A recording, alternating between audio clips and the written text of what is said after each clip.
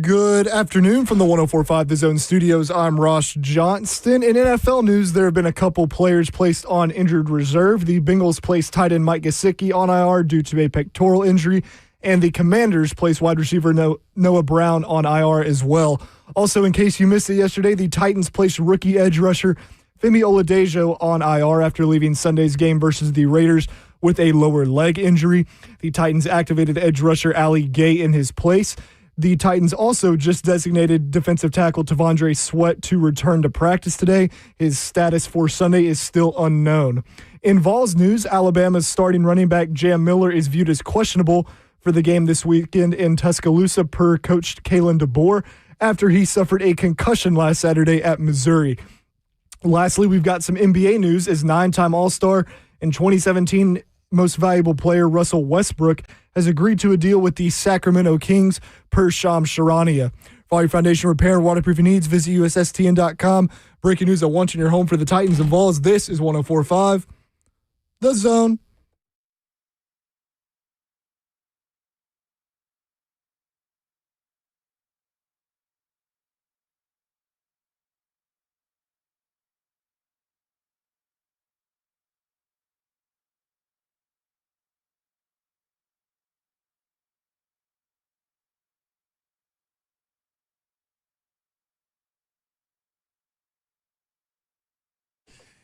Cover 2 with Blaine Bishop and Zach Lyons here on 104.5 The Zone, powered by All Four Seasons Garage Door. 615-737-1045 is the number. And, of course, we're broadcasting live from the Circus 104.5 The Zone Circus Sports Studio. Kentucky's largest sports book can now be found at Circus Sports in Kentucky Downs.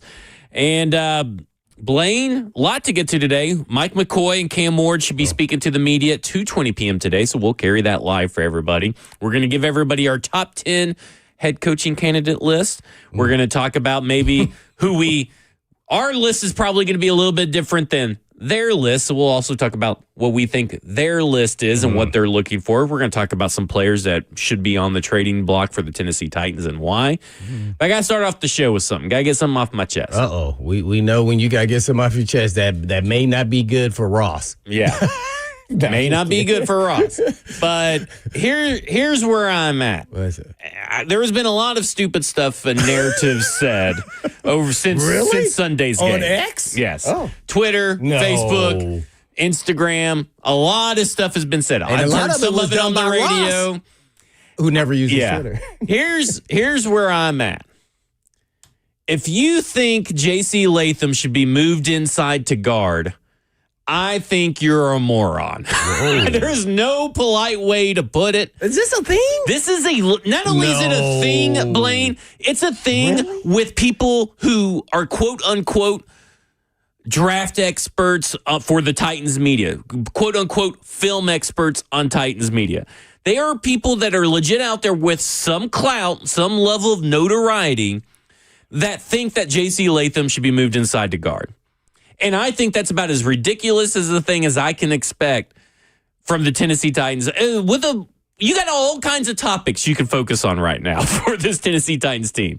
Moving J.C. Latham into guard is an insane thing to go and draw a conclusion from this game. This first game back, after being off 4 or 5 games, I believe that would be 5 games I think he was off. I don't know. Check my math there on that one.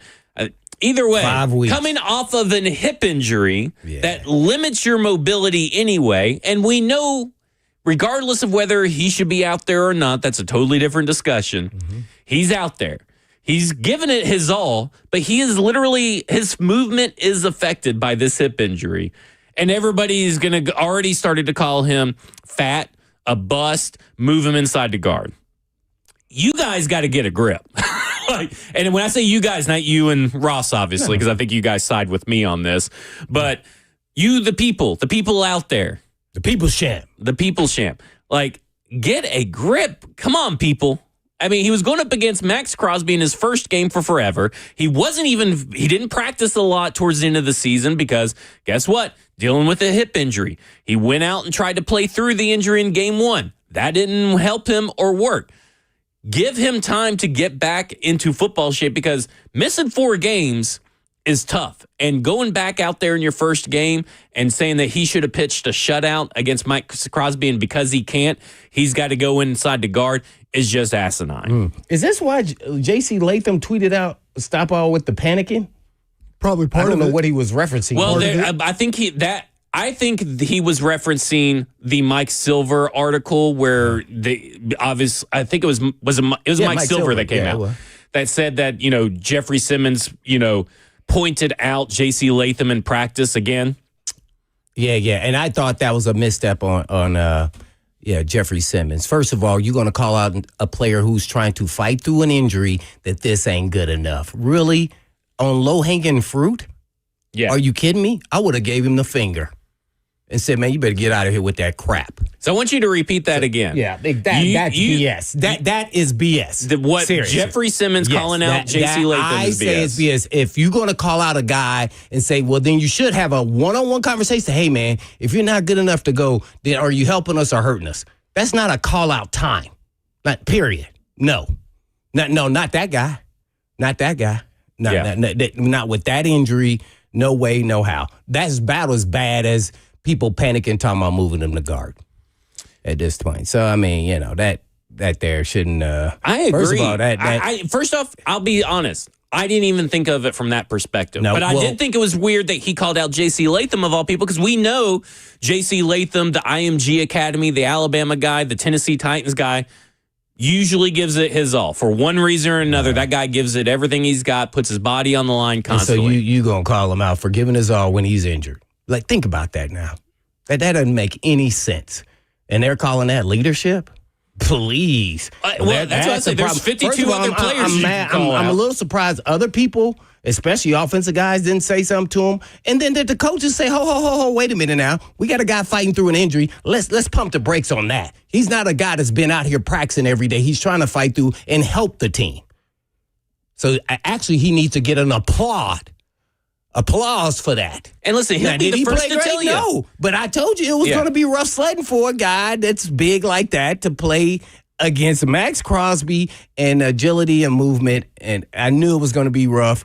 He's trying to fight through it. The Raiders knew it, right? Yeah, right. But this is why I told you guys, the guys don't play. That's 80%. This is why right here. Yep. And then you see the panic attack by Twitter. Yep, you have said it since I've been on this show all the time. I mean, like, really? I mean, are y'all really paying attention? I mean, like, maybe I could view that if he was still outside and played a lot and was being bad. Yeah. Other than that, no. So they're basing off of one injured game that he played against an elite player, by the way. Ricky W. right here echoes the point you just made. And he ridiculous. Goes, this brings to mind. It's ridiculous. Blaine teaching us. So we're teaching the fans. See, there's a quality on this show. Teaching us that it might be smart not to play for someone if you're injured because they will use it against you. Yeah. Because Latham did not look good Sunday, not 100%. And listen, I knew by the halftime rolled around, I was looking at Stoney when we were watching this game, and I said, Stoney, I think they need to put in Oliudo because it's very clear that J.C. Latham is not ready. And nobody would have had an issue with that. No. He just wasn't ready. And listen, some injuries you have to work through, but this hip strain is a totally different animal. Yeah. And he's had to be mindful and be resting more often than not the time he's been off. This seems like a guy that could have benefited from being on IR, because then you can open up a 21-day practice window and test him for 21 days without it costing you a roster spot. And B, probably could have benefits that, hey, listen, we know that you're fighting through something. We're going to let you rest the second half because, I mean, obviously we got to protect out there. And the Raiders are lining up Max Crosby so far out wide. They're taking advantage of J.C. Latham being at best he was 80% on Sunday. Right. Now, was his 80% better than the backup? And that's the big conflict players have, especially good players. Dang, am I helping or am I hurting the team? Right. And it's really tough. It's hard to do. especially when you feel like, hey, man, I know I'm better than the other they guy. praised Oliudo all week. Now, I'm not saying that I think maybe the way that JC Latham looked yesterday or on Sunday, I don't think he was even at 80%. Yeah. Right. But I think that Oliudo probably gives you a better shot out there, and not by much, right? Like, it's really not by much, but you also got to protect your long-term investment. That's going to be your right tackle who's lost and gotten to shape. So the people who like he's out of shape are kind of crazy too. But I mean, you could say game shape. Yeah, he's not in game shape for sure. Yeah, that takes time. And I do agree. Like, you brought it up and you said it earlier. Jeffrey Simmons choosing J.C. Latham of all people. And listen, maybe it's because J.C. Latham, he's sending a message through J.C. Latham to the rest of the team. But shouldn't that have been done with someone else? Maybe any other player out there that you could have probably called out, maybe on your own side of the ball? Because Big Jeff said the whole week of practice was flat. Yeah. Well, and I don't know if he's referencing just the offense. And we don't know. But I'm just talking about them saying, especially in the silver, that he called out Latham, who's trying to fight through an injury, man. That there is crossing the line. And I'm talking about that's big time. And see, we're going to have Tavondre Sweat come back, right? He's going to come back off injury more than likely. Let's watch him. And he's not going to look that good, and everybody's going to call him a bust. Yeah, well, let's call him out, because I'm going to say already he's not going to give me, 10 yards to each way. Yeah. Each way. I'm asking you, give me 10 yards left, 10 yards right. I guarantee people after this first game of Tavondre Sweat being back and not looking good. Call him out. I guarantee that fans will say that he's a bust too. I don't know about all that, but it's just, it's just where we are right now. I mean, I'm sure he had good intentions, Big Jeff, but to me, that just, it's uncalled for. It really is. Maybe you call some other people out, but not a guy fighting through an injury. No, if that's the case, then, go. Other guys out there fighting through injuries too. Maybe not as serious as J.C. Latham, but one thing to me that's becoming very clear is that Big Jeff is kind of becoming the voice of the actual Titans, and I would say he's improved drastically on that. We've been very critical of it, and I would say that I think this year we've seen a better version of all that. Yeah, I think he's been a better version of that. This is probably the only time that I've had an issue with that. Now, I don't know the little inner workings of that, but from the outside looking in, from what we know, not a national perspective, but from what we know, and him being out, J.C. Latham, and then trying to fight through an injury, basically like I'm going to call it a hamstring strain. Yeah. So I'm going to say it's a hip strain because that's what they're calling it, a strain. Mm-hmm. Those things are up and down, roller coaster ride, are very unpredictable, any type of strain. And you're trying to tell a offensive tackle that this ain't good enough. Now, you could tell him one-on-one. I'm sure there was points in time at practice, maybe not now because they don't do ones versus ones at practice, that you could say, hey, man, if you're not healthy, man, let's kind of shut it down. That's the recommendation. Like, you're not, how you feeling? Like, you don't look good. Right. That's what I probably would have done in that circumstance. You going to be ready to go? Trust me, I've done it numerous times. I always use the Samari Rowe example. He said, you go guard T.O. 80%. I think, oh, yeah, well, guess you ain't playing. All right. Not all that man-to-man we playing every down. Ain't nobody going to be moving me no corner. Get me exposed out there. And listen, J.C. Latham, let's be honest, he held it up and he stood up, took accountability. Because he knows, and every player knows. Because he's a class act. That's what I'm saying. Every player knows that if I'm out there, I'm responsible for myself. Yep, no doubt. And so he's not going to blame anything else, and that's just the guy he is. But at the end of the day, that's what the coaches need to be understanding, right? They need to kind of help protect the player. Because, again, this was my concern, and we talked about this a couple of weeks ago, was that you got to worrying about J.C. Latham coming back quickly in what is deemed to be a lost season for the most part. What if he gets re-injured and this affects long-term? I'm looking at J.C. Latham for long-term solutions, not short-term solutions. And it doesn't feel like this staff was really feeling for long-term solutions. Now, you hope that maybe he gets full practices in this week and maybe the hip's not bothering him anymore. It probably won't be this week. But you would hope eventually the hip thing gets worked through. But right now, we all have to understand that his particular injury is like a wide receiver playing through a hamstring injury, Yeah, right? no doubt, no doubt. I mean, that's it's kinda how I going look to at it. affect the core Everything. of what that person can do. My point is here, where is the coach? His actual individual coach. Why did he say, hey, man, have a conversation? You think you can make it through because you look like you're kind of struggling here? Give me some tea leaves or something, or what direction I need to go. Because what I said going into the game was, what is your B plan? They had none. Yeah. Like, hey, if you bring the other guy in, you're going to have to help him out. And the coaches were so scared to take Latham out there, like, we ain't doing that. We'd rather go with him. Yep. Instead of now you're prolonging the injury and doing what you say, maybe let's look long-term here. Yeah. Because what if the hip affects another part of your body, and right? Your body compensate. always going to compensate. It does it automatically. Yeah. You don't even know. Yep. All right, coming up next, we're going to go through our top 10 list of the coaching candidates for the Tennessee Titans. Got some surprise names, some notable omissions. We're going to talk about all that coming up next. This is Cover 2 with Blaine Bishop and Zach Lyons here on 104.5 The Zone.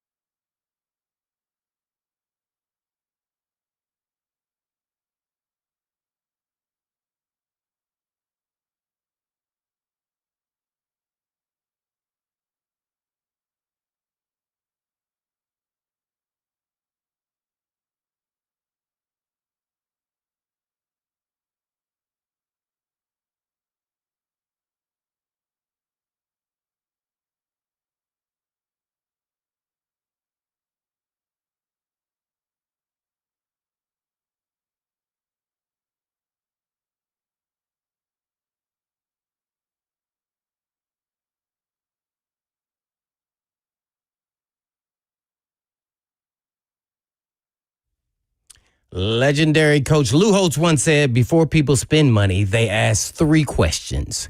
Can I trust you? Are you committed to excellence? And do you care about me?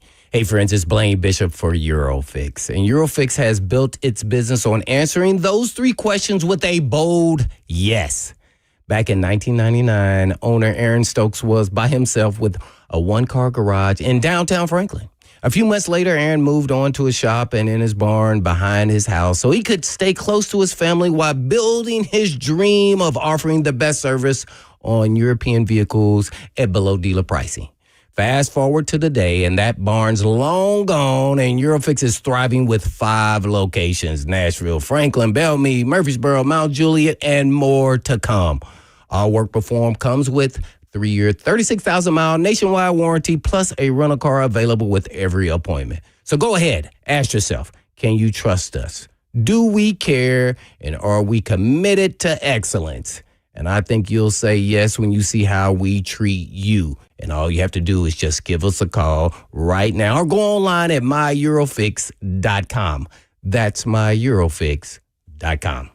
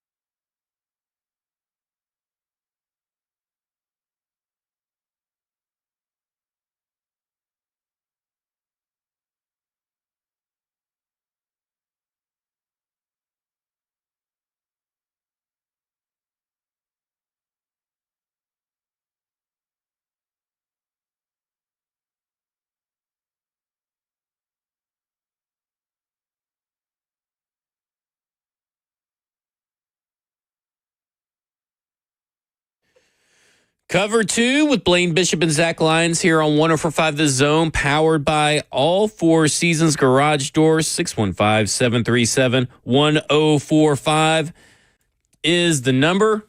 It's time to talk about head coaching candidates. Now, it's a little early. I know you're exhausting me on this earliness, man. It's a little early, and we'll have plenty of time to maybe break down staffs of potential head coaching candidates, pros, cons, history, all that kind of stuff. Staffs. But, let's talk about who we would have on our maybe top 10 short list, top 5 short list, however short you want to make your list. Let's talk about who would be on that list for you guys and myself. And, of course, if you guys want to jump in on the conversation, 615-737-1045. Before you start, though, Ross, you make sure what are you looking for? To me, you got to establish. Let's act like we're the GM. Yeah. We're the big brasses. We're Brinker. Zach is Amy. and I'm Bergonzi. You're Brinker. So, all right, what are we actually looking for in a head coach for the Titans where we sit today? I think for a kind of like a cliche answer, but like a leader of men, like a guy that can stand up in front of a room, command attention, command presence, and command excellence. Yeah. Leadership. Who's been there, done that. Yeah, without being a butthead about it. Mm-hmm. Not wearing thin and all this kind of stuff. Like someone that is proven to be, whether at a prior stop or at their current job as a coordinator, is proven to be getting the most out of their players no matter what and being adaptable. So previous success in developing a quarterback. And there's leadership too, right? Yeah, quarterback, I'm kind of like proven quarterback developer is, for me, not as important because you can always, hopefully, find an offensive coordinator or quarterback's coach that can do that. For me, it's about someone that just knows how to get the best out of all their players. Got you. Okay. Whatever they may have been in charge of.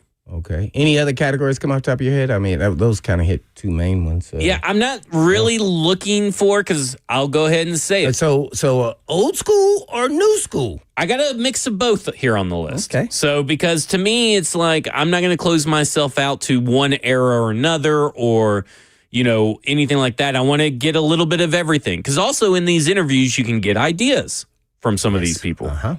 So I will tell you the surprise name that's not on my list. Now, you guys would maybe be surprised that Matt Nagy didn't make it on the list, but I tried telling you guys I wasn't that big into Matt Nagy. I think you were. I think Ross talked you out of that. I was just trying to say that Matt Nagy is not as bad as what everybody thinks. Hey, no, he's not. He's not.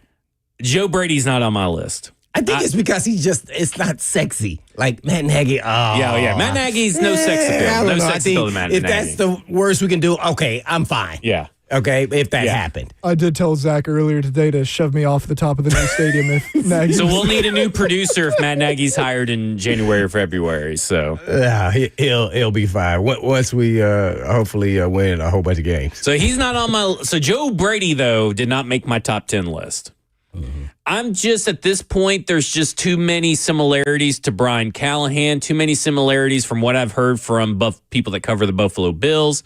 That he's not as adaptable, that if he didn't have Josh Allen, he probably wouldn't be as good as he is, seems to be on the surface. Mm-hmm.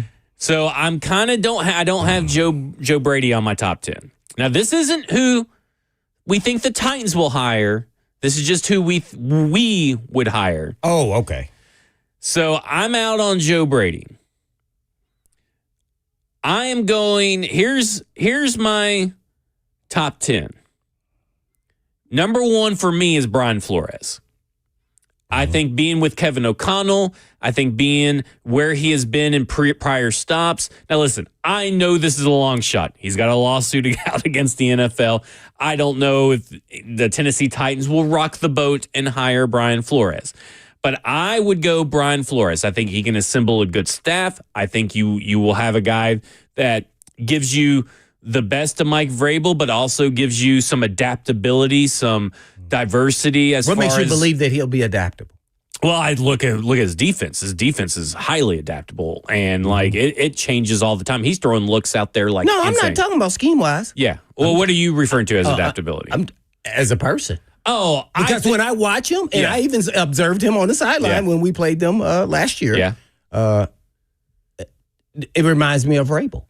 See, that's why I'm adaptable with people. Well, see, I use the term adaptability in scheme and adapting to your players. So just okay. like I got you. Yeah. No, you're That's right. what I'm using. Well, I'm talking about. Okay, so you think he'd be cool to work with? With the brass. Yeah, that's what I'm getting at. Well, see? maybe not, but I'm talking about if I would hire. I don't think the Titans are going to hire him. I don't think he'll even make the final round. But I would keep them in mind. What's a good fit?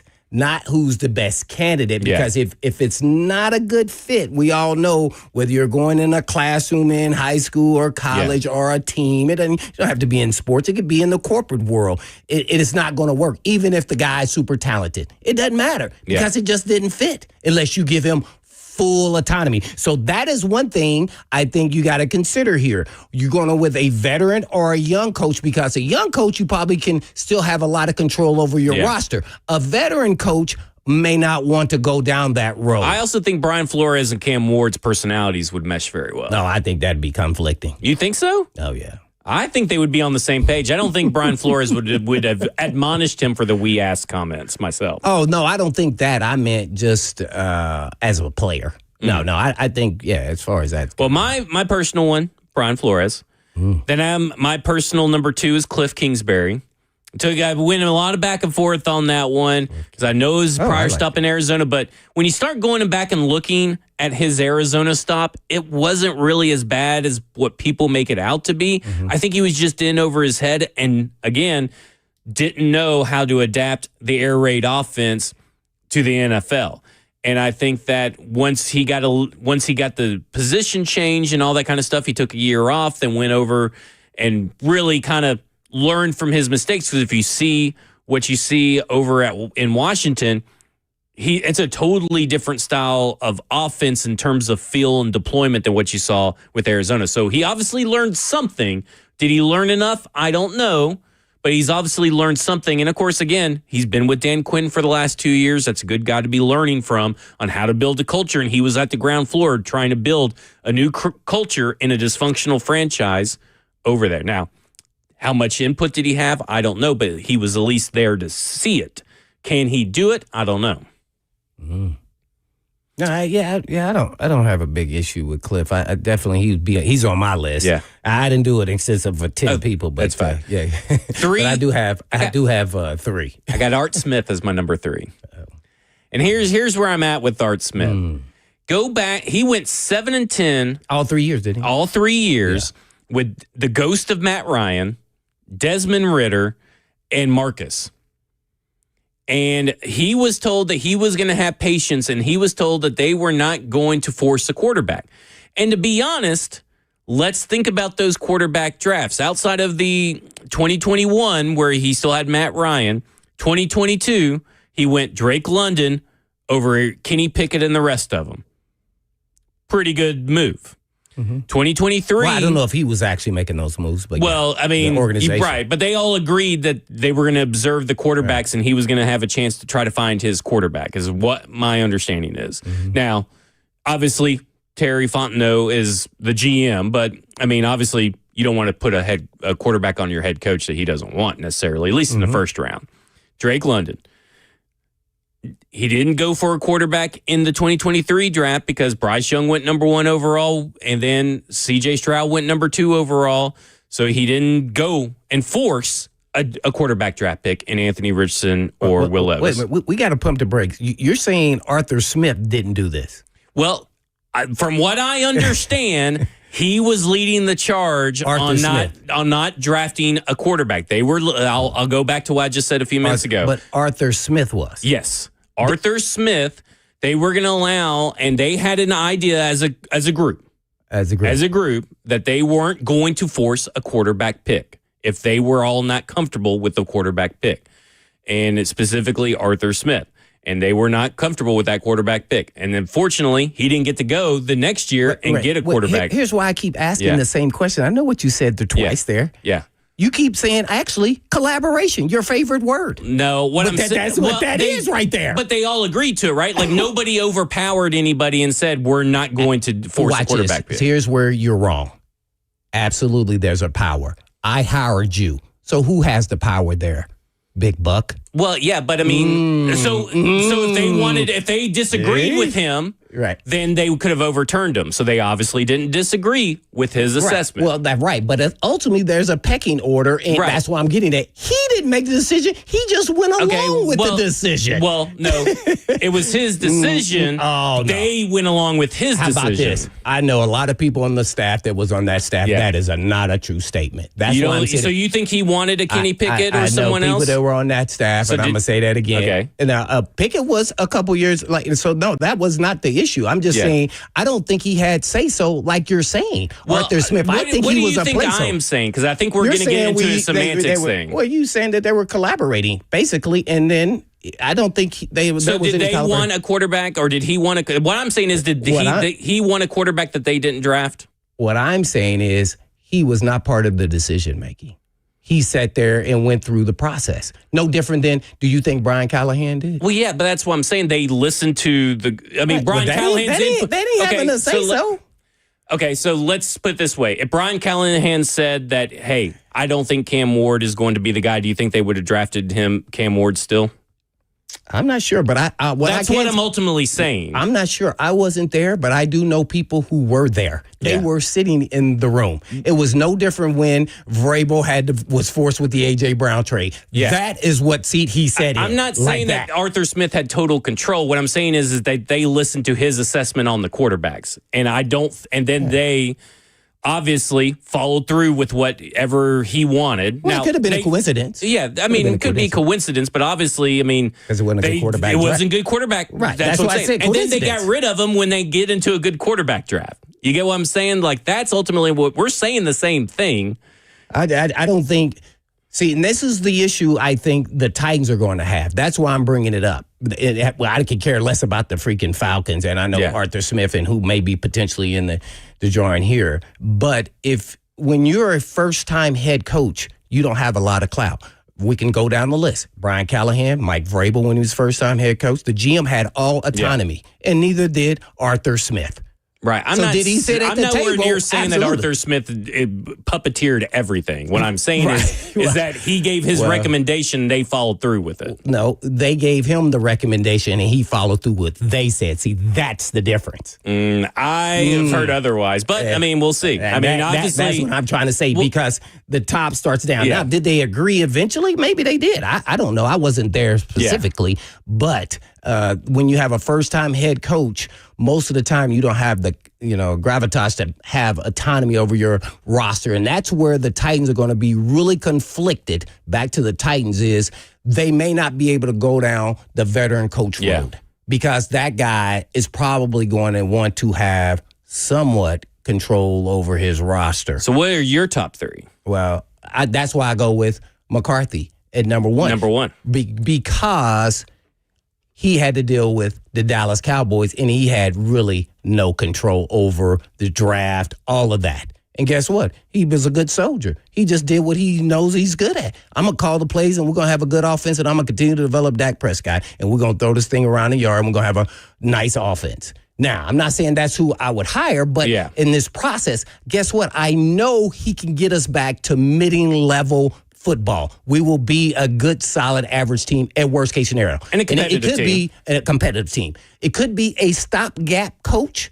I'm using that term because maybe he's a 2 or 3 year type guy. Then you get your elite guy, but you got to get this thing back on the right track. And to me, if you want to go with some experience or somebody's out there, he's just a name that's out there. There's other guys out there like him. He's the top of the mind. I don't even know if he still wants to coach, to be honest. I haven't heard his name thrown around really by the people who are, I guess, I've heard agents. Of PFT and stuff like that. I'm talking about more like agent type that's putting him out there.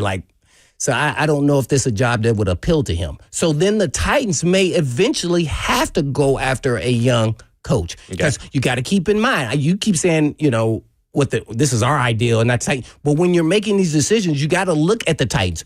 Who is Brinker because that's who's making the hire, not Bergonzi, not the head coach. Well, then we're screwed. Just so right. So That's what I'm getting at, because he's going to want to take someone young, because he is going to still have control. It's the dudes who have success coaches. They have huge egos, and they're not. That's really was the demise of Vrabel. Yeah. Once he had success, he says, now my contract is up. I want full autonomy on my roster. Who I draft, and they go, nope, that's why we're going to hire the GM that is going to be the middle person here. Yeah. And then it didn't work, right? Right. So that's kind of how it works in this vacuum of them trying to look for a coach. I really believe if they wanted everything to work right, they would hire McCoy. I think that's what they believe. Oh, don't put that evil on us. No offense to Mike McCoy. And that's why I tried to mention yesterday, the Wizard Hunter malarkey. I know. I mean, it's an easy connection to make, and I agree with what you're saying. So is McCoy your number two? Or who's your number two? My number two is your boy, Cliff. Yeah. Cliff Kingsbury. Yeah. I kind of still want to make sure, and I'm still say it's a stopgap in my mind for 2 or 3 years to see if we can get to 9 and 8, 8 and 9. It may not be the answer, but at least going into the stadium, we got some positivity. And he may not be the guy that gives us over the snide, but that may take another year after that. So it could take 3 years. And he's an offensive guy. And I want to see if Cam Ward is actually that guy. I think he has all the makeup and everything else, but I got to see the production there too. So hopefully he'll have more talent around him, and then we'll have a little more success offensively. So there's where I would go. And then lastly, it's just a throwaway. I'm always going to be an advocate because I know his leadership style and who he is, and that's Eddie George. Yeah. So that's kind of where I'm at. I'm only going to go 3 right now just because we're so early in this, and this is going to evolve and change. Because it's Kevin Stefanski, John Harbaugh, Mike Tomlin, you know. So, but I just don't think the Flores is, first of all, I think he is an exceptional coach. Mm-hmm. I do like that about him. But the lawsuit and him then trying to be the head coach of the Titans, I just don't think they're going to ever go down that road. Matter of fact, I don't even know if they would interview him. By the way, your boy Lane Kiffin, it only costs like $3 million to buy him out. But I don't know if they're going to pay him enough. Yeah. And see, that's the key to he a guy like him. Of money. And I want to put him on my list. And I really wanted him over. But I go, what is he making? $9 million? Like they're not going to pay him $9 million to be the head coach of the Titans. I mean, that may be, especially a first-time coach. Yep. 5, 6. Technically second time because remember second time with the Raiders, right? With the Raiders, right? When he was 25. Yeah. So something like that. Yeah. So it was awesome for him. I mean, So it's so early. I just think we need to get the parameters of what we need to be looking for. Doesn't mean it won't be a defensive guy, an offensive guy, or even a special team guy. It's like, just imagine if Harbaugh at the Ravens got let go. He's top of the list. Yep. He's number one.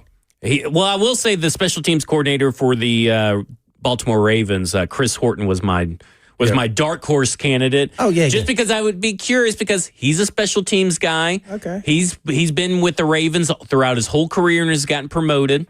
I don't know. What's his backdrop? What's his resume, though? But 2014 all the way to now. So 2014, I believe, until 2022 or 2023, he was assistant special teams coordinator, then became special teams coordinator for the last 4 or 5 years. So no head coaching experience, but special teams. But neither was John Harbaugh. So it's like, hey. I was like, maybe we could get a little John Harbaugh magic out of this. I don't know. That's why he's a dark horse. The luck has to start going our way at some point in time. You would think.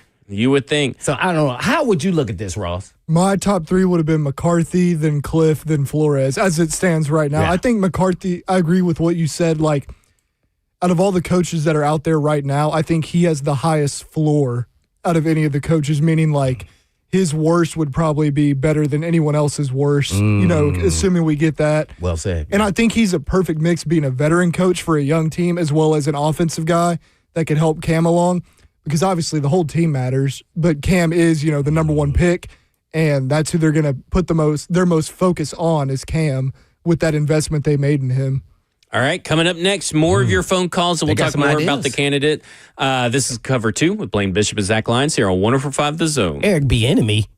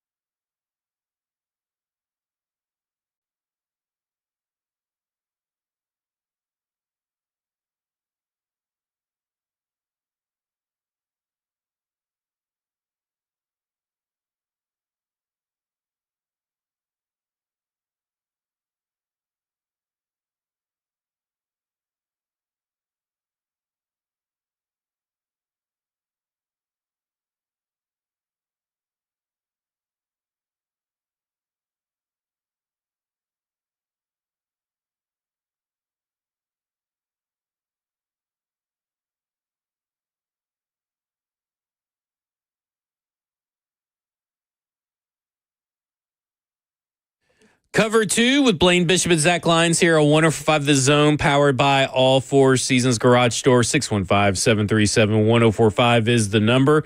We'll go to the phones in just a second. Bradford S. and F&M Bank chat says, every offense Joe Brady touches turns to gold. Every offense that has Joe Burrow and Josh Allen has turned to gold with Joe Brady. Oh, I don't know. Let's just forget the Carolina Panthers years when he didn't have one of the two best quarterbacks in college, one of the best college football quarterback of maybe the last 10 years, and one of the best MVP candidate NFL quarterbacks already, was trending that way before he got there in Buffalo. Ricky W. says, Cliff Kingsbury looks like a hedge fund manager yacht boy. 60 grown men won't follow him. Coordinator limit. Well, what about Matt LaFleur? What about Sean McVay?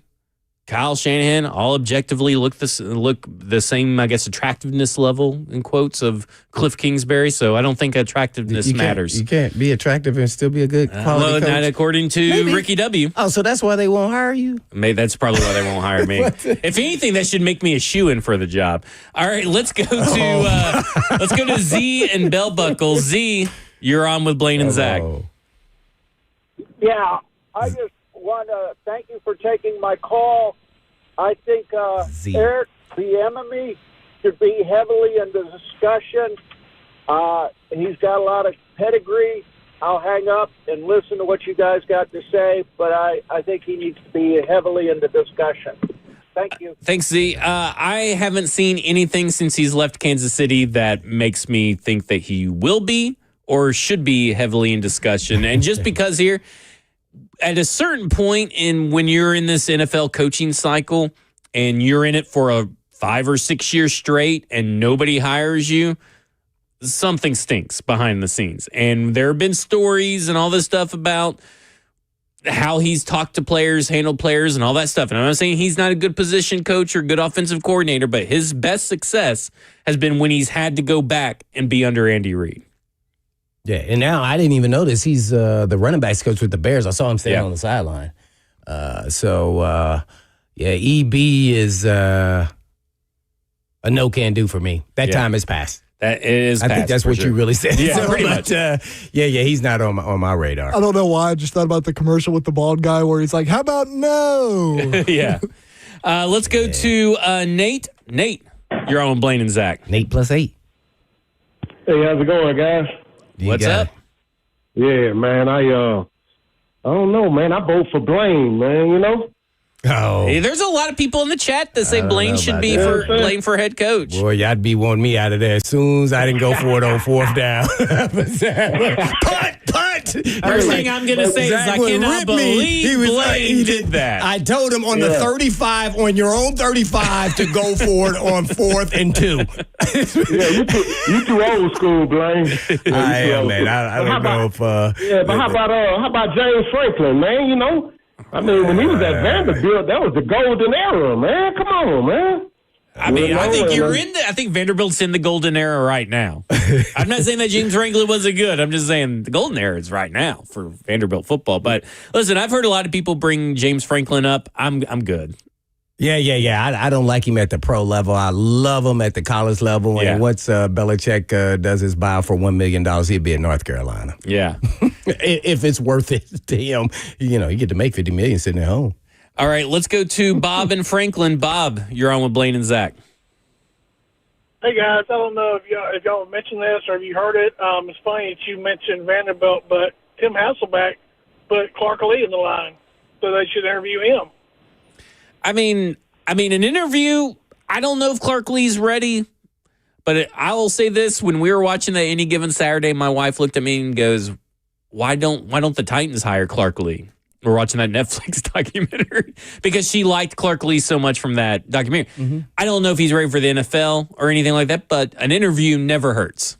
This is going to sound crazy. I would open up the interview for Clark Lee over James Franklin. Oh, I would. I'm with you on because that. No doubt. Pro game, you can see what he's doing, Clark Lee, and it resembles some form of the pro game. He's running the football, but he's also throwing the football now. They don't have a quarterback like that in the NFL that would survive. Yeah. So it would be interesting to see how he would adapt But to see what he's done there and in the fashion that he's done it, really, I think it's all coaching in X and O's, and that's what the NFL is about, not more salesy recruiting, making sure you get the best athletes possible. So, yeah, I think he would be really good. I'm with you. I mean, like I would definitely entertain him over most college coaches. All right, let's go to Ed. Ed, you're on with Blaine and Zach.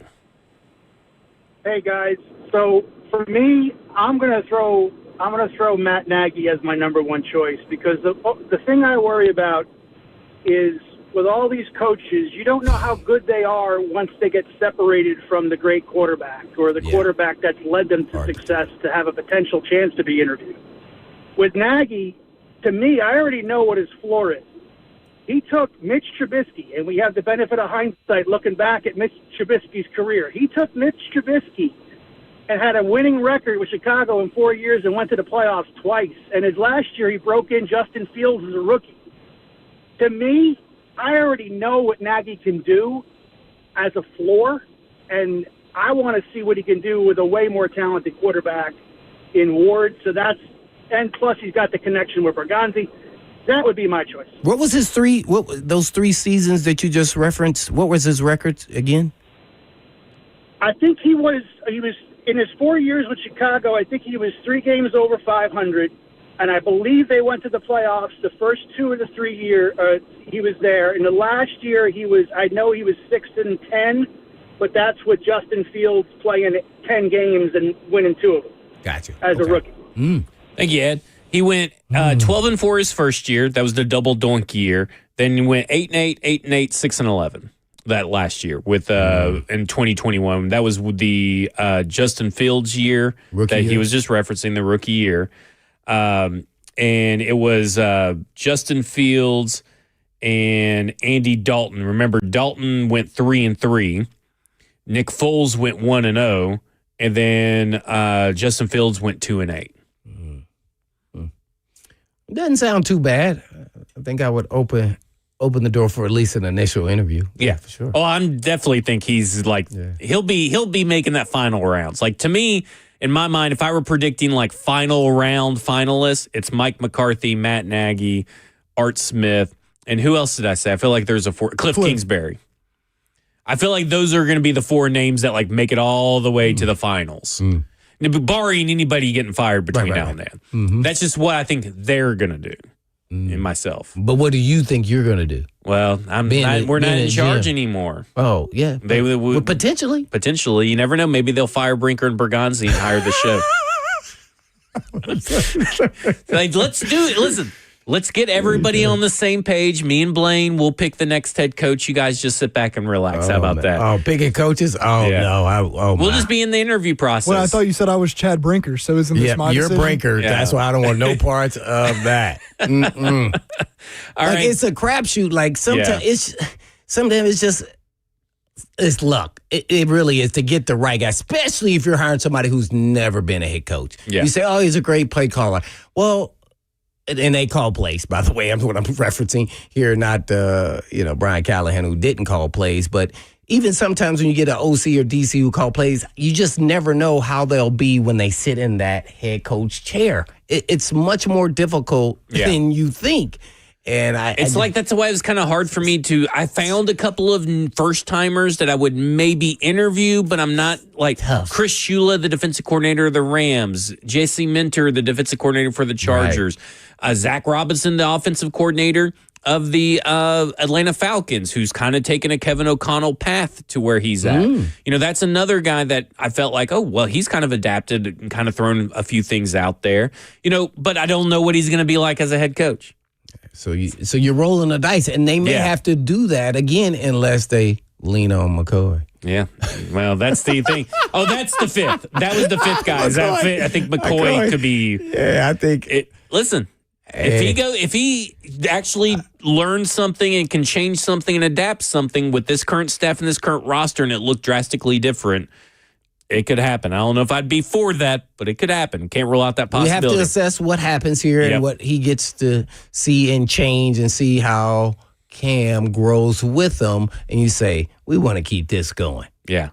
All right, coming up next, more of your phones, and we'll also get into a little bit of trade talk if we got the time. This is Cover 2 with Blaine Bishop and Zach Lyons here on 104.5 The Zone.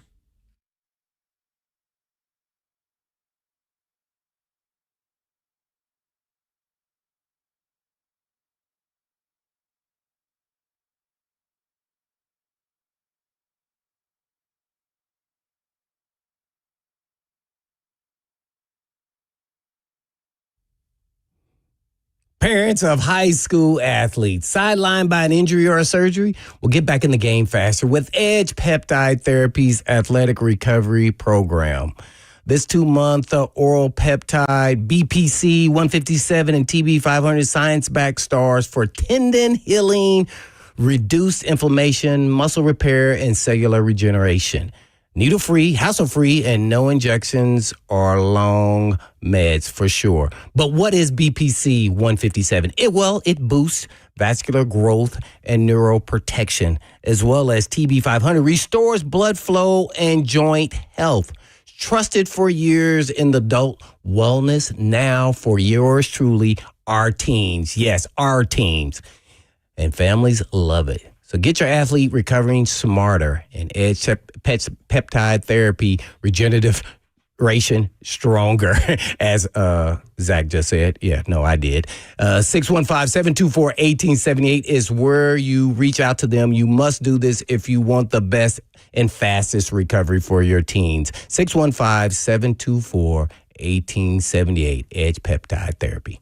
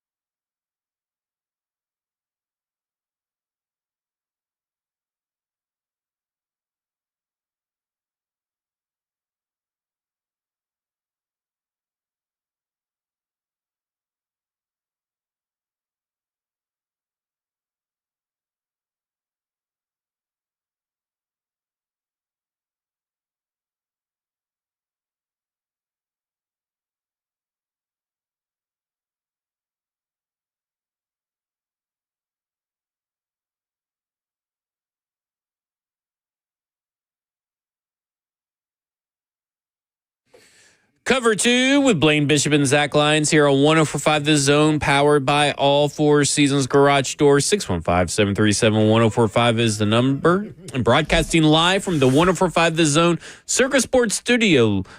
Kentucky's largest sports book can now be found at Circus Sports in Kentucky Downs.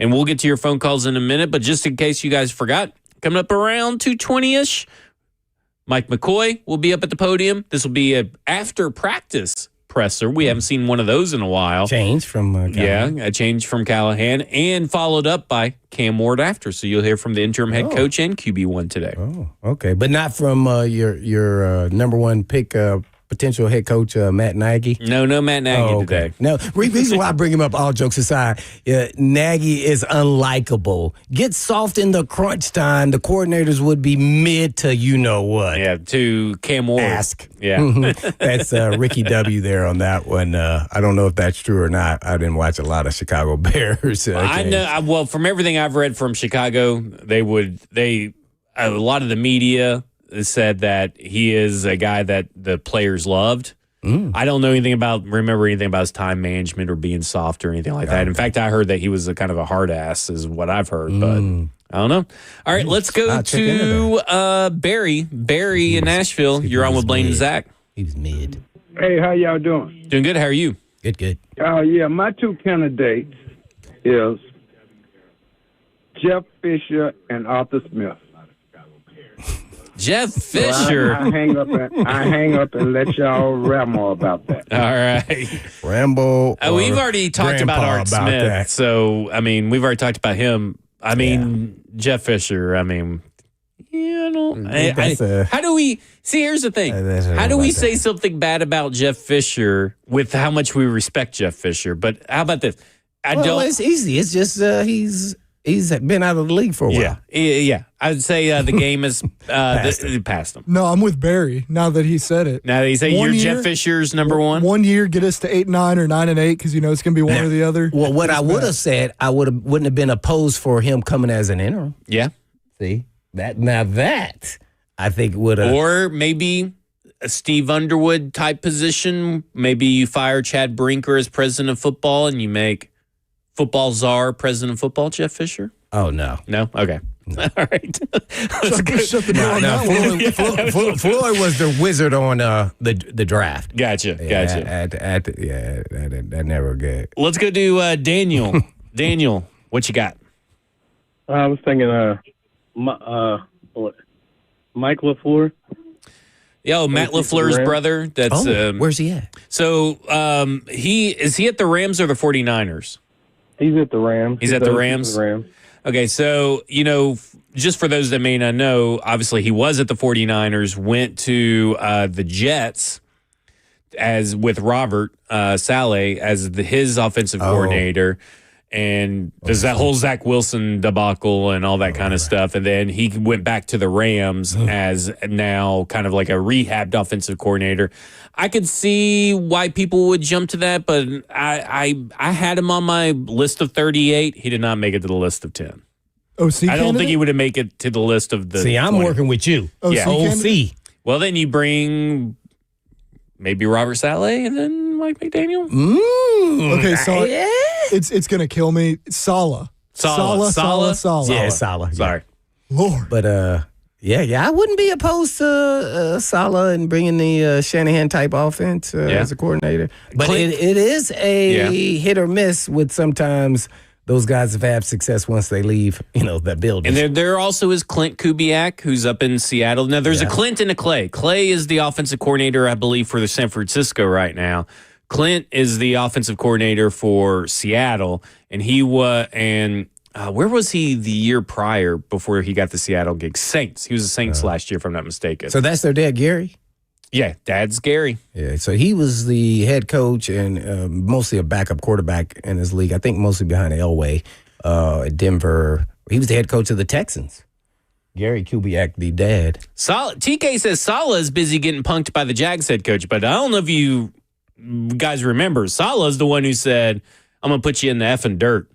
Or something like that. He probably would. Too. So I think TK's got that switched. Let's go to Ernie in Cookeville. Ernie, you're on with Blaine and Zach. Hey, this is first time caller. I was wondering, what about Vance Joseph from the Broncos or Jesse Minter from the Chargers? I think both of those names are interesting. Yeah. Mm-hmm. Yeah. Maybe Vance Joseph, the head coach of the Broncos, if he learned some time management. There's something weird. This would be his second go-round. Yeah, second go-round, because there's something weird for a period of time after Peyton Manning left Denver where everybody kind of sucked as head coach until Sean Payton got there. And Van Joseph he's a great defensive coordinator and everything, and I think maybe he does deserve another shot. Jesse Minter obviously could be kind of like a Mike McDaniel, who is the current head coach of the Ravens, kind of like a 2.0 version of him. But again, never been a head coach and super young, too. McDaniel's the Seahawks, right? Yeah, Mike McDaniel's up there at the Seahawks. Yeah, you said the Ravens. But he used to be with the Ravens as They DC. were at the Ravens at the same time. So. Yeah, so I wouldn't be opposed to either one of those guys, at least bringing them in for the interview. And to me, the interview, I'm a real personable guy. So really, when you sit down and have these questions for these guys, I think those where you really get true answers, looking at people's resume, and then that gets them in the door, but doesn't hire them, because sometimes you take someone with probably not as good of a resume, but you have a better feel for how they fit with your organization and how you want it to be run. So it's really hard to say, but on paper, definitely, I would bring him in for an interview. Yeah, I don't think he would be high on the list, but I would definitely give him a shot to. You never know what he's learned since then. I mean, and what I can take from him, and maybe use it for our organization. And again, he's been around a couple of different organizations besides just Denver, but he's also now been with Denver as a head coach, but also as their defensive coordinator with Sean Payton. And there is something to be said about being able to be two former head coaches exchanging ideas and all that kind of stuff. I know Kyle Shanahan talked about that with Robert Saleh and talked about the benefit of having that and having that input and what they can learn from each other. So there is that benefit. Not only have you get to work with one of the best head coaches the NFL has had in the last 20 years, and Sean Payton, but you also get to learn some stuff, but you also have your input heard and all that kind of stuff. So, I wouldn't be quite out on Vance Joseph.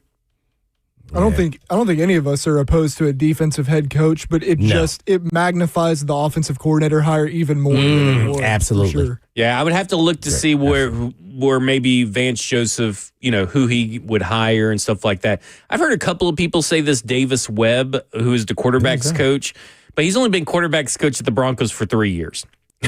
He was a quarterback out of Cal who got drafted by the Giants, I believe. By the Giants. He ended up being, I think, the Broncos quarterback in 2022, then became coach in 2023, 2024, and 2025. I'm not mistaken. I think that's how it went. So I don't know if I'd go that. Yeah, I would not go there. But if maybe you're talking about OC. Right. Yeah, I was about to say Vance Joseph, and he wants to be OC because he needs a coordinator stop. You don't go from quarterback coach all the way up to head coach, especially after 3 years of coaching the NFL. Like that would be an insane thing to do. All right. Anything on college coaches like Cristobal? We'll have to get back to that later because we got to make sure we don't miss the interim head coach speaking and all that kind of stuff.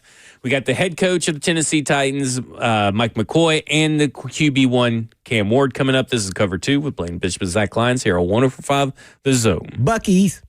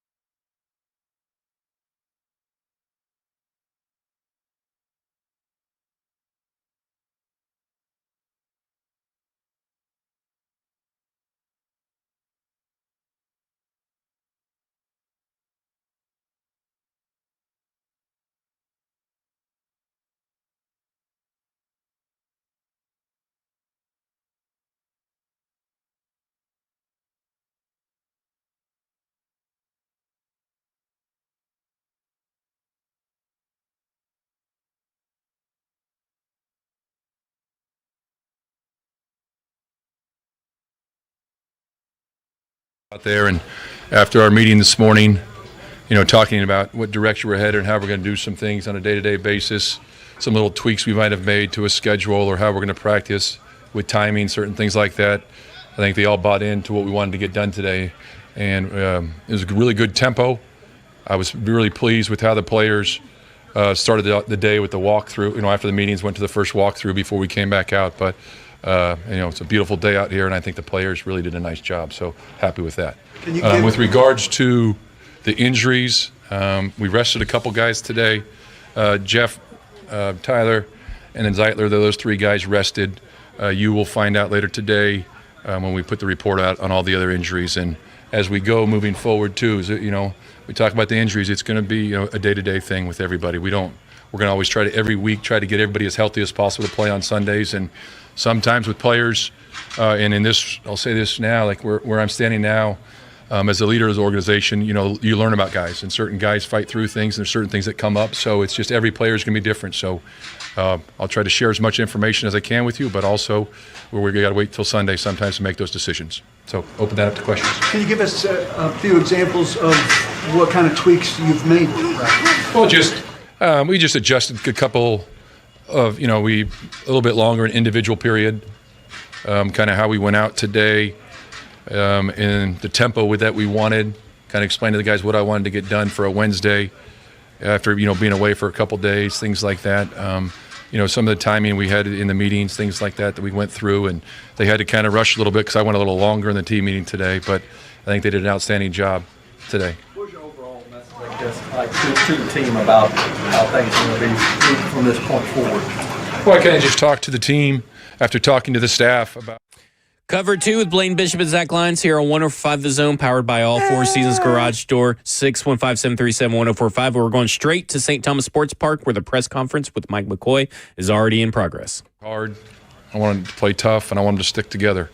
And that's the big thing, very similar to what I talked to you guys about the other day of, everyone playing together. We got to play some complementary football here. All 3 phases coming together on Sunday.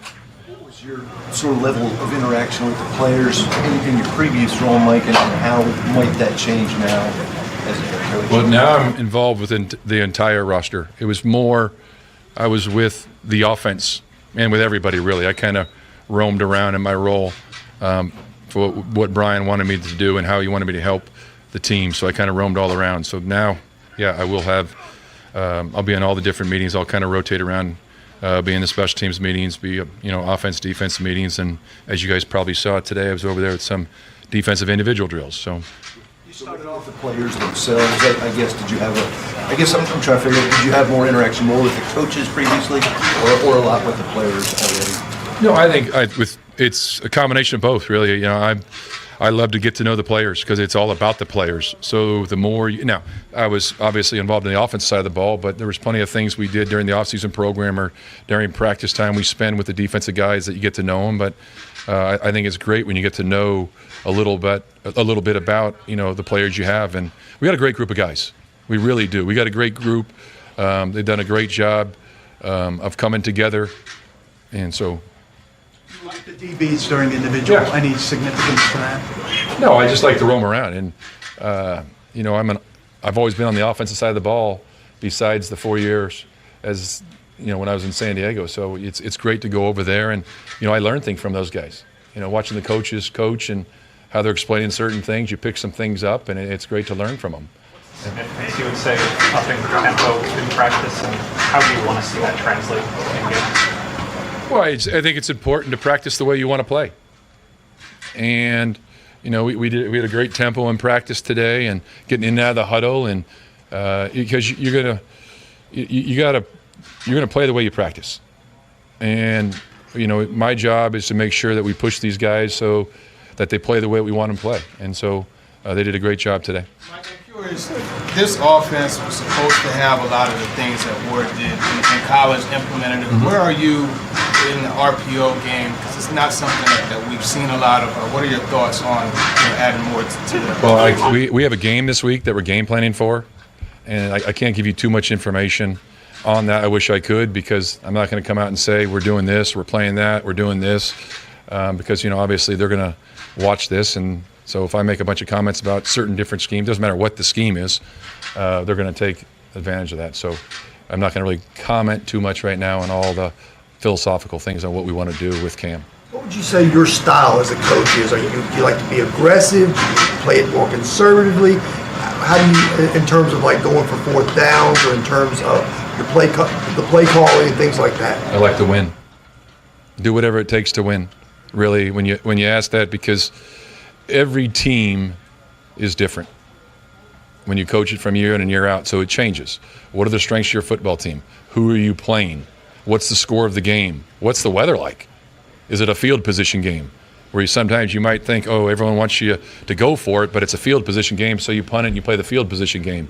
Or there's a certain game where you have to score touchdowns to beat this team. You can't just kick field goals, and score X number of points, because more often you look at just the track record of certain offenses, they're going to score X number of points. So that's going to change from week to week. And when things work and you win games, it's not questioned. If you lose a game and you didn't do something, someone's always going to question that. So, we're going to go into every plan. We're going to have a plan week in and week out, and it's going to change from week to week. It's the same thing defensively, offensively, of what we're going to do to how we're going to attack the team, or in the kicking game. So that's kind of hard to answer, to say it's only going to be this or it's only going to be that. It's, how is your offense playing? How is your defense playing? How is your kicking game going? Where do you need to get to attempt a field goal? So there's so many things that's going to go into that week in and week out. I know I kind of ran around your answer, but that's kind of the truth. This is obviously going to be a big game for you, but it's also a big game for other guys on this roster with Mike Grable coming back. How would you like for them to kind of handle that part of it and approach this Sunday going against Mike Grable? Go play, go cut it loose, go have fun. Like I talked about, stick together, play 4 quarters of complimentary football. That's the most important thing.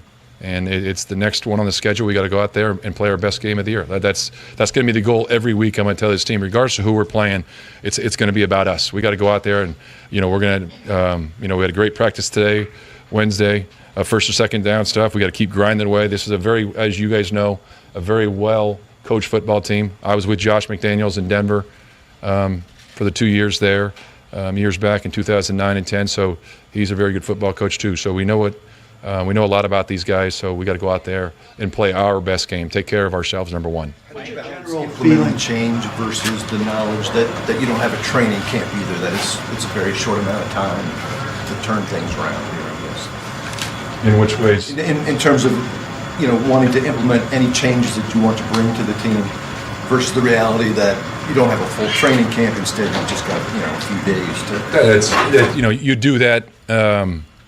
as a head coach, you make changes every season during the year. Whether you change the style of practice you have, how you rest certain players, what's the health of your football team. So that always happens. You go into a game plan, you add certain things against the team that you see a scheme. So that's normal. That's nothing new. So, what's your general philosophy about analytics? They're there to help us. They're a guide, when you talk about those things. But going back to the earlier question about the situations, are you aggressive, certain things, it's like, what is the flow of the game? How are you playing? We always take that, and our guys do a great job with all that. We have the meeting with Rob every week and talking about all the situations that come up and, the percentages, things like that. But sometimes you got to go with your gut on how your team's playing. There's plenty of times that teams go completely against them, and are very successful with them. So it's a tool to use, and we will always use those to our advantage. But we're going to always look at also how is our team playing and go from there. Going back to facing the Patriots this week, what stands out about the way that Drake May's playing right now?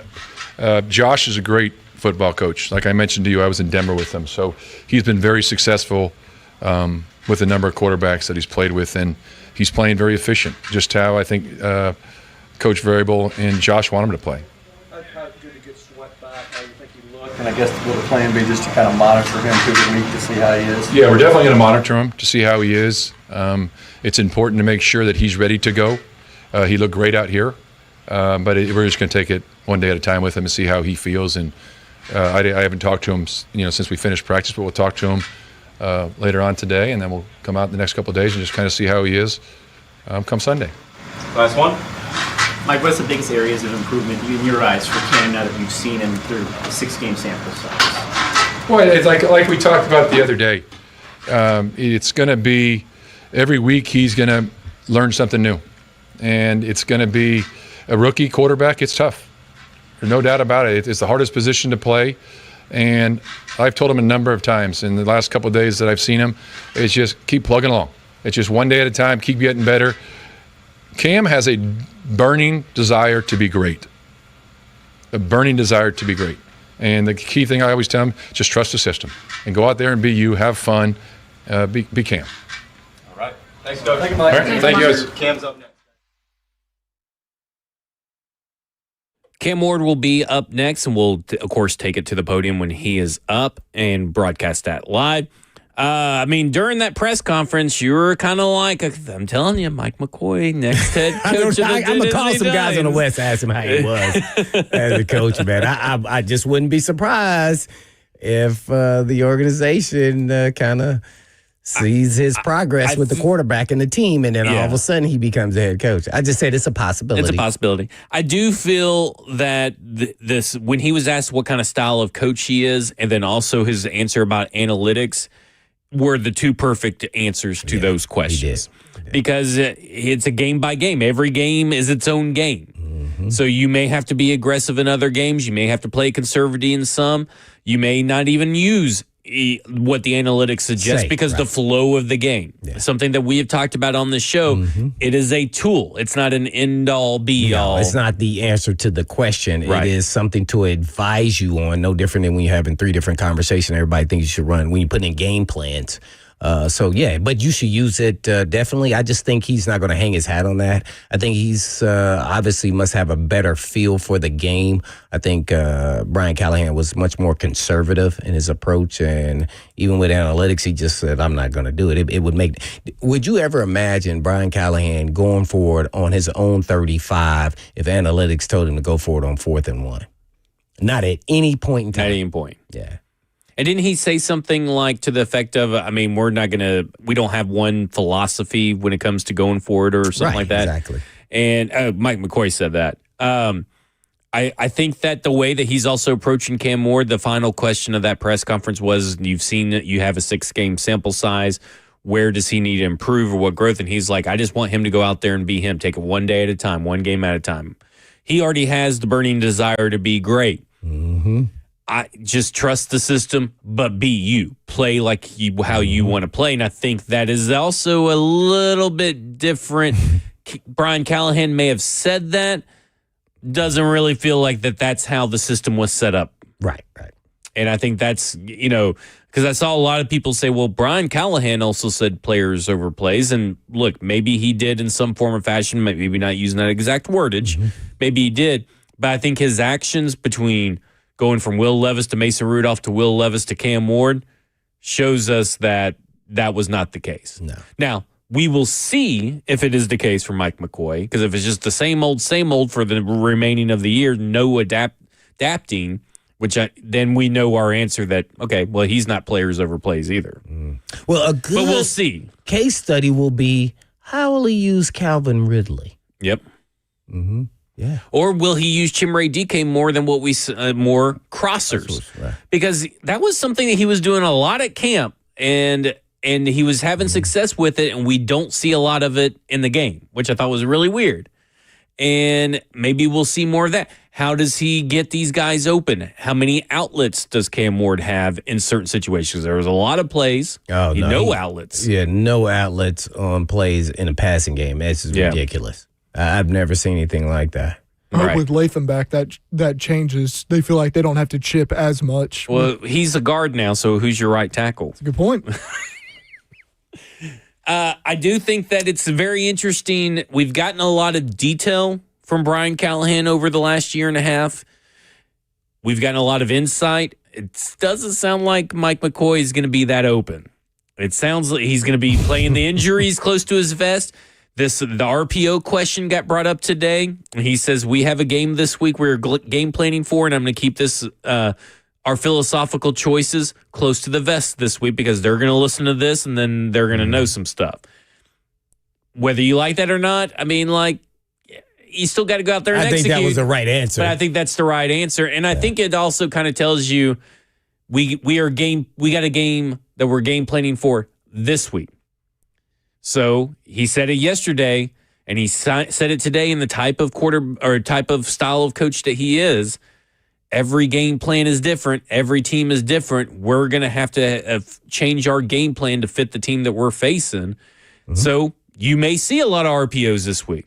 Never know. But you may not see a lot of RPOs next week. But at least we know that there is going to be some kind of plan of attack, it feels like, each week. We'll see, though. Yeah. We'll see. And with him saying that, it made me think and go back and look at New England, how well they're playing offensively with their quarterback, Drake May. I think he's 10 TDs, 2 interceptions. But their defense is a top 5 defense, I think, somewhere thereabout. So I'm just like, whoa, where are the weakness this early in the season that you would see in a top 5 defense? Yeah. Let alone a quarterback is kind of feeling it right now. And as a young player, and his confidence is skyrocketing. Yeah, I mean, everybody talks a lot about Baker Mayfield, MVP. Yeah. You can make a case over here that Drake May needs to be at least in that MVP conversation in some form or fashion, right? Mm-hmm. I know you're super excited about Baker Mayfield being an MVP candidate. I'm just saying. I like Baker. Oh, I love Baker, but like a lot of people just don't like him. Well, I thought Cam Ward reminds me a lot of Baker. Oh, yeah, they got some spunk I think we both talked about that over the season. They got some spunk to him. In the way they play. Watch this. Cam was a no-star, right? Yeah. Baker was a walk-on. There you go. Maybe that's where they get that grit. Maybe. I mean, that's where I think it is. So, I'm just saying. I had to show you. I'm a little interested in the new coach bump. I've talked about the new coach bump. Man, this first week maybe the second week. New coach bump plus the Mike Vrabel drops a weird game that he shouldn't lose. Oh no! It made me think about. I don't know if he's going to drop a game, but we must know. Please call in 727-1045 The Zone. Are you going to cheer or boo Mike Vrabel? Let's save that for tomorrow. I know. That was it. But Cam Ward's not coming up yet. They whisper in my ear. They already text me. He's not ready yet. So, yeah. Are you going to boo or cheer Vrabel? I know your philosophy. Yeah, Go ahead and tell us. I'm booing him. You booing? I don't care. Now, when he's retired and he's maybe out in the field getting in the Ring of Honor or something like that. So you think the fans should be 100% boo? Listen, I'm not going to tell anybody how to fan and not going to think less of them for cheering, but I am. I am thinking less of you. Would you boo Derrick Henry? I would boo Derrick Henry. And listen, you know me. I'm an Alabama fan, and I love Derrick Henry as a Tennessee Titan, but I am booing him if he's. So you're telling me you love the Titans? That's your team first. Yep. Okay, Ross. What are you doing? 80%, 10%? How many people should be, the fans be booing or cheering for Vrabel? Oh, I don't care what anybody does, honestly. I would give him a little clap. He wants a 5-minute tribute video with jets flying over. He wants a drone show. He wants a drone show. Cam Ward's up at the podium. All right, Cam's up, but I will tell you about my Vrabel cheer or boo later. Process, it really doesn't change anything, not only from myself to the other players on the team. We still have our routines, the install, the game plan that we go through. Nothing's really changed. I think the biggest thing is just you feel for him, just because what he's done for me to get to this point, just through the draft prep through the off-season training camp work, how he's helped me get to this point. And so I feel for him, but just from a process standpoint, nothing changes for us. Producer Ross is telling me that I have to send it to break, and he wasn't even ready. You said after he was done with the it's been good. He's one of the first people to greet me once I came in on my visit here. During my 30 visits. And he's had, history with good quarterbacks. Got a chance to work with Phillip Rivers over there. And then just the attitude that he brings to just the team, the building, and he wants us to play winning football. He's going to get that out of us. And so, we just got to buy in, come in together, with coach and make plays for each other. It's important for you, Cam, that as you said, not that much changes because Bo is still calling the plays, and did they try to keep things as much routine as possible around you even in this time of change? I don't understand it. Bo is still the play caller, so that doesn't change. Is that important in keeping the continuity for you in the offense, that not too much changes in that regard, even though Brian's no longer here? It's the same thing we've been doing the past couple of weeks, ever since we made the play calling change. So it really doesn't change our operation. It's just more of us trying to do things the right way in practice and translate to the game. McCoy said there were some things that he wanted to tweak during individual period. I know it's only been one, but what are your thoughts on those changes, and how much do you feel that's going to help you? I think it's good. It's going to help a lot of us, not only myself, just more individual time with our coach, just getting the fundamentals right, whether it's defense, offense, and I think it's going to help us as we get to our team units in practice. I think it's going to help us in the game. Has he discussed with you at all about being more secure with the football? Because that was something that he brought up in his initial press. He discussed it enough, and he doesn't have to discuss it with me. I know that that's my job. Ball security is job security as a quarterback. So I know, the turnovers can't be a main thing for myself. Something I got to continue to clean up. Did you maybe drift off your midline and throw off your back foot or going backwards more in that game than you had? And how frustrating is it to fall into some of that stuff when you're working on it on a daily basis? I didn't think I was throwing off my back foot a lot, unless you can tell me a play. But I made it slipped up because whether I have to move in the pocket or whether it's getting out or stepping up. But then I have to be accurate with the football. I have to give my receivers a chance to make plays for us and give them a chance to go score touchdowns. How about drifting? I just think it's more of a feel in the pocket that I have, whether it's drifting to check the ball down. Then also it's something that I've had throughout college, and that's something that I'm trying to clean up, just less of it, and then also at times when I need to. Did you feel like the change with Brian was necessary? Did you feel like that change had to be made? It's really not for me to say. That's not my thing in the building. My job is to play quarterback. My job is to help lead this team to win. So I'm going to support whatever decision we make. The guys in the locker room are going to support it. But at the end of the day, with coach and without coach, we're trying to win football games. That's the main message that Coach Mike is preaching, and we just got to live by it and stay true to it. How would you describe what the locker room's reaction has been since the change was made? It's been, good from a person standpoint, from nobody dragging in, nobody feeling sorry for themselves or what our record is. Because the only way is up for us. We put ourselves in the hole. These first couple of games, we got to dig ourselves out of this hole. So, we still got, high energy. The locker room is great. We just got to continue to try to put games together and try to win. How do you feel like guys responded today at practice? You guys talked after the game in Vegas about not having a great practice week last week. I think we responded real well, especially just offensively, from the urgency level to the play calls, getting out the huddle faster, to myself operational wise, getting to the line of scrimmage and making the checks that we need to snap the ball. But I think we're trending in the right direction, but we just got to make it happen faster. A little bit about your relationship with Mike. How would you describe his coaching style and how he's been with you on a day-to-day basis since you've been here?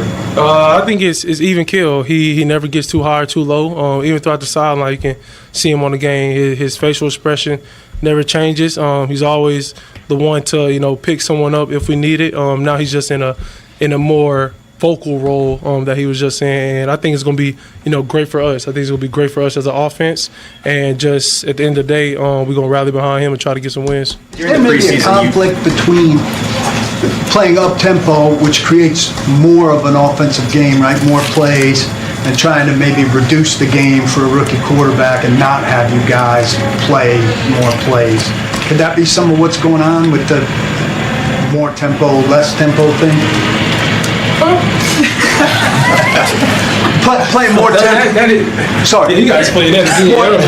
Playing at a higher tempo seems to be good for you. You like it, but it creates a lot more plays. And one of the things teams tend to do with the rookie quarterback is try to run the ball and slow a game down, so a rookie quarterback doesn't have to play so many plays. Do those two things are they maybe in conflict? I don't think they're in conflict. I think it's more of us getting great at the things that we're good at. I think that's the biggest thing. And whether we're going to play up tempo or slow it down when we need to, I just think we got to run the ball efficient. We got to have a, efficient pass game. I think we haven't been consistent at it the whole year. So once we get consistent at that, I think just everything else take care of itself. You spoke pretty explicitly with us during the preseason about wanting continuity for your career. Does it frustrate you that just 6 weeks in you've lost that? It doesn't frustrate me. I've dealt with coaching changes at really every stop I've had, in my past. So that's not I'm not frustrated at that. The biggest thing is we're trying to score points as the offense. Our defense, they're playing hard for us each and every game. They're the reason why we're in a lot of these games in the fourth quarter to win it. Us 11 on our side of the ball, we just got to do our part. We haven't done that enough to win these games. So that's the biggest, thing that we're trying to focus on as an offense, score points for the defense and win some games. Cam, what qualities would you prefer? What would I prefer the head coach? Somebody who can really do everything from top to bottom, and that's both sides of the ball, offense, defense. They know the system in and out. And I think the biggest thing is how is the coach gonna be with the players? Like how is he gonna, camaraderie the locker room? You have all different types of personalities in our locker room, and whoever we get, I know to be the right hire. But that's not really my main focus right now. I'm with Coach McCoy right now. We're gonna try to win some games. Cam, I'm curious, the time with Eric Mars that you spent that happened to move on to another coach, was there anything from that transition that you could bring from that experience to this one after getting close to Callahan and now moving on to Michael McCoy? I think from my past when I had different coaches, I had to learn new names. Here, I don't really got to learn no new names right now. But I think the biggest thing is when you go through something like that is just how is the team gonna be? How is the team gonna stay together? Even the situation we in, we're 1-5. But at the end of the day, we got nothing to lose. We have everything to gain, no matter who we play. So we just got to prove that to ourselves every Sunday. In the story that came out from The Athletic, you told the reporter that, to put it nicely, the league would be on notice. Once you played the way you want to play, what does playing the way you want to play look like? Just from I say the biggest thing, just from how can I put it, the freeness of it, the fluidity of the game from operation standpoint to my liking, to getting out of the huddle. And I think the biggest thing is just, me being better every play. I haven't played my best ball. And I think just once I'm, playing to my standard that I put on myself, it'll be able to take care of a lot of stuff on offense. You meant more your individual play as opposed to in a system that fit you better. Yeah. Thank you. Thanks. All right, that was Cam Ward. We're going to take it to break. This is Cover 2 with Blaine Bishop and Zach Lyons here on 105 The Zone.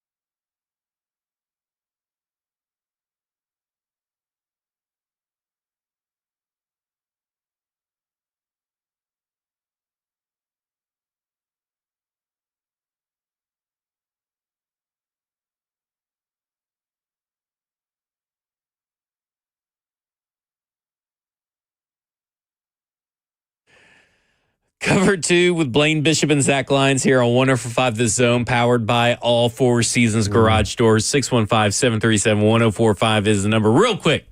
So we just heard the Zach's wildest. a hot mess over here, man. We just heard the wildest ending ever to a press conference, and it was the Arizona Cardinals press conference. Jonathan Gannon is asked a long question about how's taking emotion out. I mean, what's the first experience like for you, Ben, where you've had to deal with all these injuries and all this stuff? And he's like, when our starting quarterback went to jail. And he's referencing 2007 when the Atlanta Falcons' Michael Vick got arrested and went to jail, which is a wild thing to say in an ending. But speaking of things that weren't wild, Cam Ward was up at the podium, and he just talked about how everything is normal, right? Like, hey, I feel bad for Brian Callahan, but this is the how the NFL works, is how it all works in this business. We're on to the next. We want to win. He talks a little bit about what he wants to see in the next head coach, someone that knows how to do everything, is what he's looking for in the next head coach. Not saying that's a shot at anybody, but I mean, that's what he said. He said, she said. Yep. And, talked about, him being able to play to the best of his ability means about a little bit more about playing free and just enjoying the game. Yeah, he seemed somewhat upbeat. He did seem a little bit more upbeat. So I don't know if we're reading too much into that, or if he is excited that they're maybe running a few things that he likes a lot. Whether that's no huddle, maybe some RPO there from Zach there in the analytic department. I don't know, but he did seem positive. And I think that's kind of the approach you got to have with a new head coach. And now everything's fresh and new, and you're out there trying to prove yourself and as a player and trusting that he may potentially be the head coach. So you don't know. So you got to go out there and kind of prove yourself all over. Yep. It's an exciting time for the actual current players to see what they can do, and maybe some of the tweaks that he makes, over the next, handful of weeks, to see if he does anything, in particular to the offensive, which is his side of the ball that he knows the best. So we shall see. I'll be there live and in person on the sideline. I'm watching. It's going to be interesting, Must right? watch. Besides just if Vrabel come here. Well, you'll probably be cheering for Vrabel. By the way, I talked about the cheering for Vrabel. Yeah. I think when they announced that he's the head coach or whatever they do for the Patriots, but the Titans emceeing it, I think you got to cheer him. And then as the game goes on, every time they bring up his name or something, you boo him. During the game, because you want to beat him, but you respect what he did for the organization at the beginning of the game before the game starts, and then as the game starts, you the enemy now. But I mean, we're all kind of on the same page. Yeah, up tempo practice. Now, I don't want to say up tempo too much, but obviously flat last week, but also. When PK was asking are we taking that out of context, though? When they say up-tempo, does he mean it was more upbeat, guys moving around yeah, that's what I'm saying. Fast? Oh, I didn't know if you were talking about that's offense. why I agree. Okay. But I don't want to, what I was going to say, I don't want to confuse Cam, because I was also confused at PK's long-winded 10-minute question. I was like, what? He was talking Me and Cam Ward at the same time go, what? But no, I was already like, I don't get to Let's go. Let's shorten up these questions for Cam Ward for QB1. Hey, I had to applaud PK for always giving tough questions, though. Yeah, but he does. All right, that will do it for us. 3HL's up next. They're live at Twin Peaks down in Brentwood. This is Cover 2 with Blaine Bishop and Zach Lyons here on 104.5 The Zone. And in the meantime. And in between time. Peace.